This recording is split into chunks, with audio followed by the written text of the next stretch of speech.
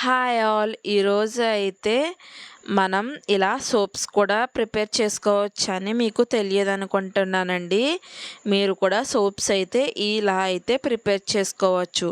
First అయితే మనం ఇలా ఆకుల్ని అయితే తీసుకోవాలండి.